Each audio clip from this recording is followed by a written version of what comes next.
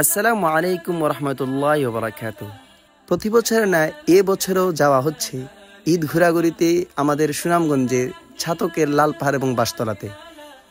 আমাদের সাথে আপনারাও যাতে এই ভ্রমণটি উপভোগ করতে পারেন তাই এই ব্লগটি করা। ইনশাআল্লাহ আশা রাখতে পারি পুরো ভিডিও জুড়ে আপনারা যদি আমাদের সাথে থাকেন অবশ্যই ভালো লাগবে।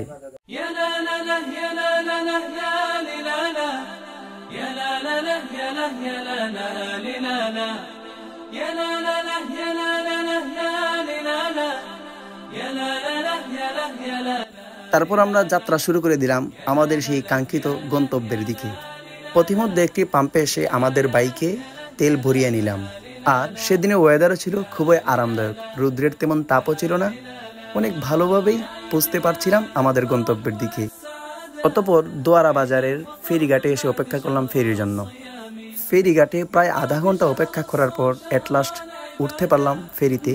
ফেরি থেকে নেমে সুন্দর সুন্দর রাস্তার ভিউ উপভোগ করে চলছিলাম আমাদের সেই গন্তব্যের দিকে। আর যাওয়ার পথে এমন সুন্দর সুন্দর রাস্তার সাথে আমাদের সাক্ষাৎ হয় যা দেখে মন ভালো না হয় উপায় নেই। পুরো রাস্তা জুড়েই ছিল এক মনোমুগ্ধকর পরিবেশ। যেতে যেতে পৌঁছে গেলাম সুনামগঞ্জের ছাতকের সেই নতুন ব্রিজে। বৃষ্টিও ছিল অনেক সুন্দর এবং খুবই পরিষ্কার, যা প্রতিদিনই অনেক দর্শনার্থী আসে দেখার জন্য।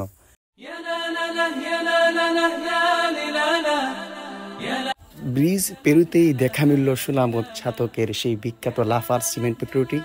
আমরাও বাইকে থেকে ঘুরে ফিরে দেখে নিলাম সেই ফ্যাক্টরিটি, যা অনেক ভালো লাগছিল। এরপরেই দেখা মিলল এমন একটি রাস্তার সাথে যা দেখে আমরা পুরাই অবাক।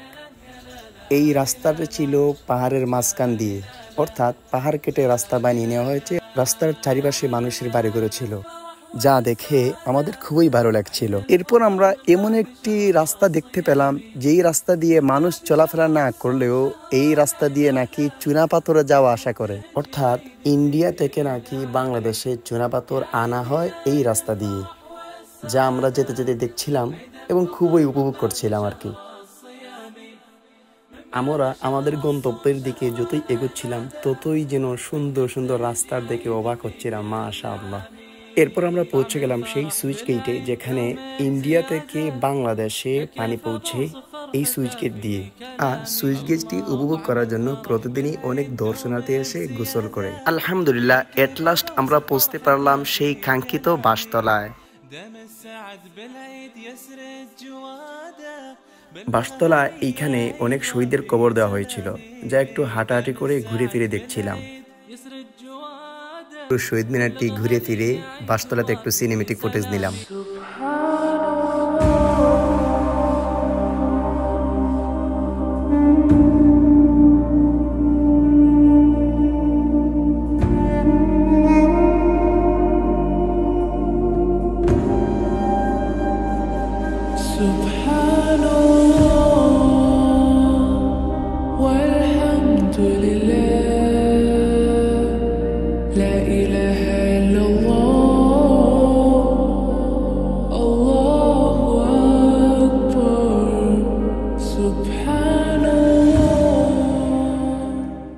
বাঁশতলা থেকে চলে এলাম সেই কাঙ্ক্ষিত লালপাহাড়ে। লালপাহাড়ে এসে অনেক গরম লাগছিল, তাই আইসক্রিম খাচ্ছিলাম। আইসক্রিম খেয়ে আমরা উপরের দিকে উঠছিলাম পাহাড়টি দেখার জন্য।